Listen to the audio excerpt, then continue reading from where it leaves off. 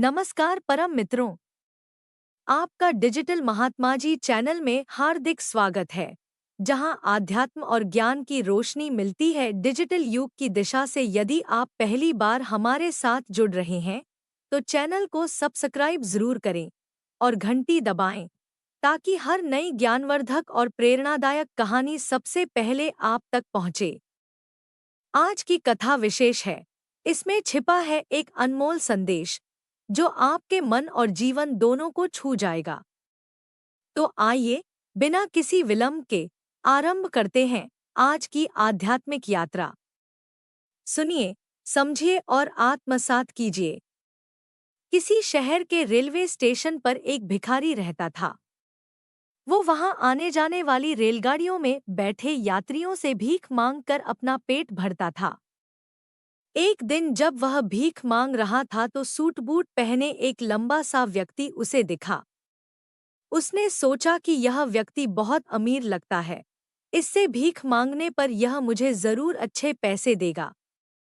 वह उस लंबे व्यक्ति से भीख मांगने लगा।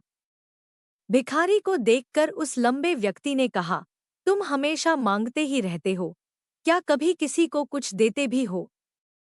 भिखारी बोला, साहब मैं तो भिखारी हूँ, हमेशा लोगों से मांगता ही रहता हूँ। मेरी इतनी औकात कहाँ कि किसी को कुछ दे सकूं। लंबा व्यक्ति बोला, जब किसी को कुछ दे नहीं सकते तो तुम्हें मांगने का भी कोई हक नहीं है। मैं एक व्यापारी हूँ और लेनदेन में ही विश्वास करता हूँ।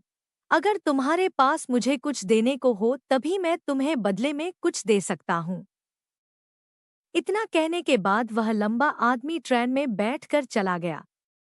इधर भिखारी उसकी कही गई बात के बारे में सोचने लगा। उस लंबे व्यक्ति के द्वारा कही गई बात उस भिखारी के दिल में उतर गई। वह सोचने लगा कि शायद मुझे भीख में अधिक पैसा इसलिए नहीं मिलता क्योंकि मैं उसके बदले में किसी को कुछ दे नहीं पाता हूँ। लेकिन मैं तो भिखारी हूँ, किसी को कुछ देने लायक भी नहीं हूँ। लेकिन कब तक मैं लोगों को बिना कुछ दिए केवल मांगता ही रहूंगा?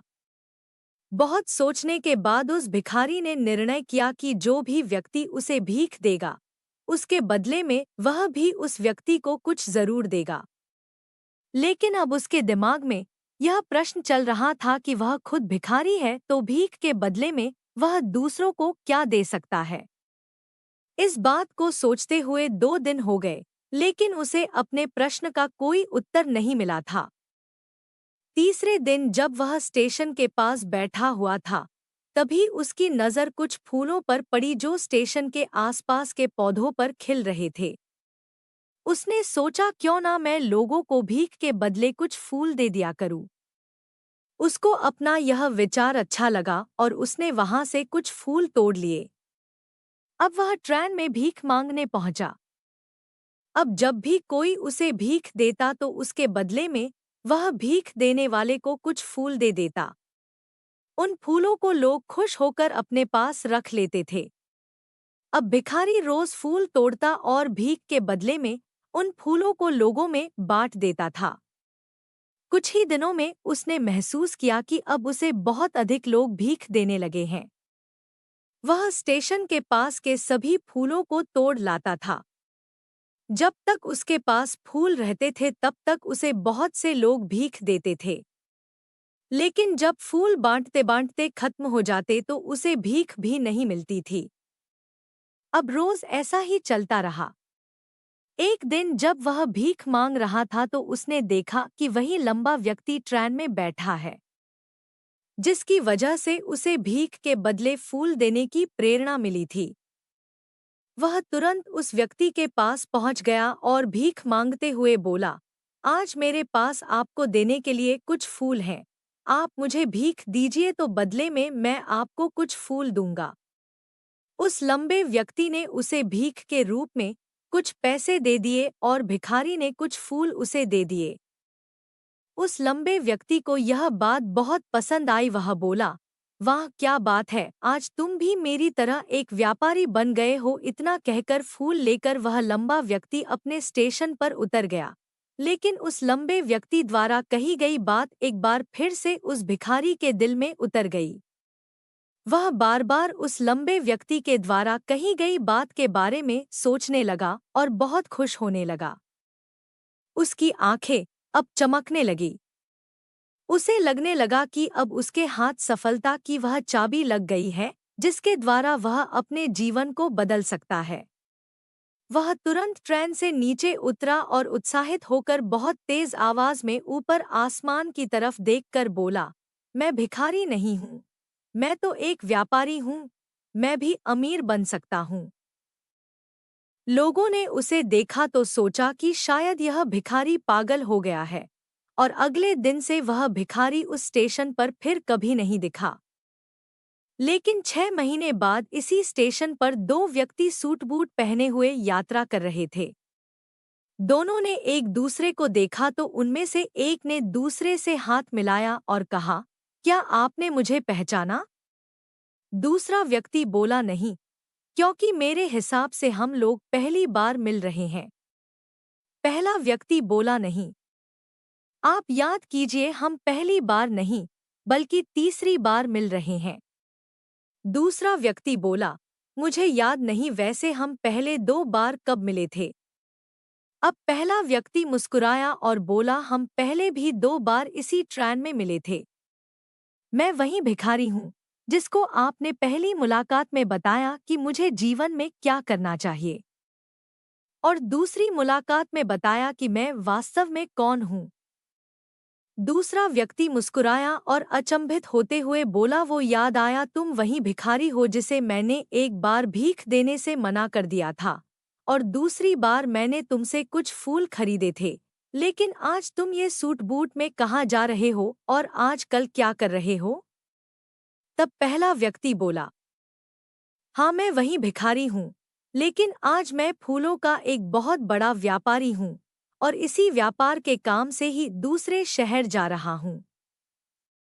कुछ देर रुकने के बाद वह फिर बोला, आपने मुझे पहली मुलाकात में प्रकृति का वह नियम बताया था जिसके अनुसार हमें तभी कुछ मिलता है जब हम कुछ देते हैं।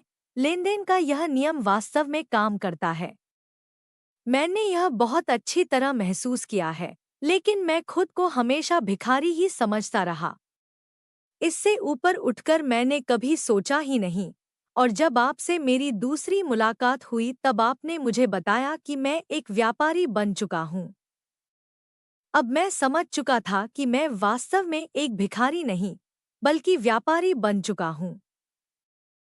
मैंने समझ लिया था कि लोग मुझे इतनी भीख क्यों दे रहे हैं, क्योंकि वह मुझे भीख नहीं दे रहे थे बल्कि उन फूलों का मूल्य चुका रहे थे। सभी लोग मेरे फूल खरीद रहे थे, क्योंकि इससे सस्ते फूल उन्हें कहाँ मिलते। मैं लोगों की नज़रों में एक छोटा व्यापारी था, लेकिन मैं अपनी नज़रों में एक भिखारी ही था। आपके बताने पर मुझे समझ आ गया कि मैं एक छोटा व्यापारी हूँ।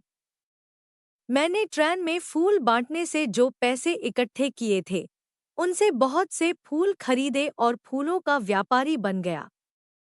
यहाँ के लोगों को फूल बहुत पसंद है, और उनकी इसी पसंद ने मुझे आज फूलों का एक बहुत बड़ा व्यापारी बना दिया। दोनों व्यापारी अब खुश थे और स्टेशन आने पर साथ उतरे और अपने अपने व्यापार की बात करते हुए आगे बढ़ गए। दोस्तों, इस कहानी से हमें बहुत कुछ सीखने को मिलता है। कहानी में लंबा व्यापारी गिव एंड टेक के नियम को बहुत अच्छी तरह जानता था। दुनिया के सभी बड़े व्यापारी इसी जीवन के नियम का उपयोग करके सफल हुए हैं। इस फॉर्मूला को उसने भिखारी को भी बताया। भिखारी ने इस प्राकृतिक नियम को अपना लिया और इसका असर उसके जीवन में साफ दिखाई देने लगा। उसने अपनी सोच बदली और उसकी जिंदगी बदल गई। यह कहानी हमें बताती है कि हम यदि अपनी सोच बदल ले तो कुछ भी हासिल किया जा सकता है। यदि हम खुद को छोटा समझते रहेंगे तो हम हमेशा छोटे ही बने रहेंगे। बड़ा बनने के लिए हमें अपनी सोच को बदलना होगा और खुद के बारे में बड़ा सोचना होगा। कहानी का सार यह है कि सफलता आपकी सोच में छुपी होती है। खुद का आत्मसम्मान जगाइए, अपनी सोच को बड़ा बनाइए और देखिए कैसे आप सफलता के शिखर पर पहुंच जाते हैं। तो प्रिय साधकों, यह थी हमारी आज की प्रेरणादायक और रोचक कथा। आशा करते हैं कि आपको यह यात्रा मन को छूने वाली और आत्मा को शांति देने वाली लगी होगी। कृपया हमें कमेंट करके बताएं कि यह कहानी आपको कैसी लगी। आपकी राय हमारे लिए आशीर्वाद के समान है। यदि आपको यह प्रस्तुति पसंद आई हो तो लाइक करें, अपने प्रियजनों के साथ साझा करें और चैनल सब्सक्राइब करना न भूलें ताकि आप हमारी अगली ज्ञानवर्धक और भावपूर्ण कहानियों से जुड़े रहें। तो आइए अगले वीडियो में मिलते हैं, एक नई रोशनी, नई सोच और नई प्रेरणा के साथ। धन्यवाद और शुभकामनाएं।